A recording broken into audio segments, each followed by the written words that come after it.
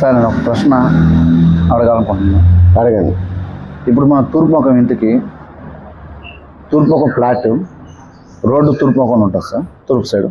మనం ఈ ఇంటికి మెయిన్ డోరు తూర్పులోనే పెట్టాలా, లేదంటే ఉత్తరం సైడ్గా అలా పెట్టుకోవచ్చా? ఇది రెండు రకాలుగా ఉంటుందండి. యాక్చువల్గా ఇంటి ముందు ఒక రోడ్డు ఉన్నప్పుడు ఆ అభిముఖంగానే మనం సింహద్వారం పెట్టుకుంటే కొంత ఓపెన్ స్పేస్ ఉండడం వల్ల ఆ యొక్క మెయిన్ డోర్ గుండా కొంత ప్రకృతిని ఇల్లు లోపలే తీసుకుంటుంది.